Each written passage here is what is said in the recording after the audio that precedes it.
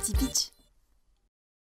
Salut à tous et bienvenue dans Les Petits Pitchs. Aujourd'hui on se retrouve pour parler de Pandaï. C'est un jeu d'exploration et de tactique. Une partie dure environ 20 minutes, ça se joue de 2 à 4 et c'est pour les 7 ans et plus. Le contexte. Vous êtes une famille de pandas monoparentale avec 2 enfants et vous cherchez à agrandir le foyer. Vous partez donc en quête de Pandaï pour vous reproduire.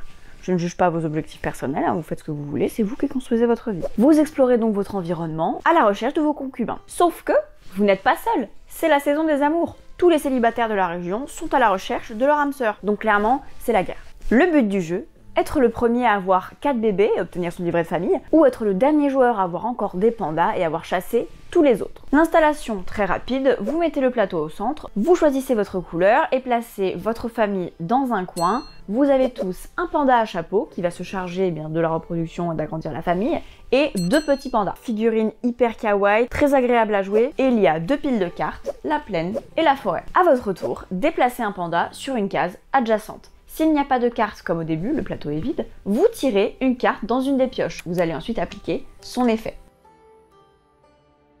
Les plaines sont sécurisées, il y a peu de danger, mais il n'y a pas beaucoup de mal. C'est pas là que vous allez rencontrer le pandaï de votre life. Les forêts sont risquées, il y a 4 tigres, mais c'est là que se trouvent tous les pandaïs. C'est la fête du slip, donc clairement, si vous allez en forêt, vous aurez beaucoup plus de chances de faire des bébés, mais vous prenez plus de risques. Les tigres, clairement, vous vous faites bouffer, pensez pas que vous allez résoudre ça avec diplomatie, ou que vous aurez le temps de fuir, vous êtes un panda. Parmi ces 4 tigres, il y a un tigre blanc. Si vous le piochez dans la forêt, contrairement aux autres cartes qui restent fixes sur le plateau, il retourne dans le paquet et vous remélangez. Donc vous avez toujours une chance en fait de pouvoir le repiocher. Et bien sûr, les pandaïs, c'est avec eux que vous allez faire des bébés. Il y en a 6 différents. Sauf que vous ne pouvez pas vous reproduire 2 fois avec le même pandaï. Vous, votre truc, c'est les coups d'un soir et avoir des enfants juste après. Bon, pourquoi pas, Ça se passe comme ça chez les pandas. Si vous vous retrouvez sur la même case qu'un panda adverse, vous le chassez.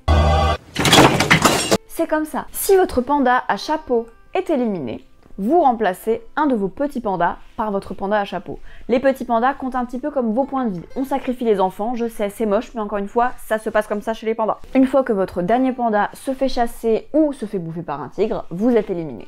Est-ce que vous allez partir en quête du love et chercher tous les pandaïs de ta région, ou est-ce que plutôt vous êtes sur un truc territorial et vous voulez chasser tous les autres du quartier? Les deux se valent, 2 manières de gagner. Il y a des retournements de situation. Si vous avez des cartes qui vous permettent d'avancer très vite et donc de vous rapprocher des adversaires, vous pouvez leur foutre la pression.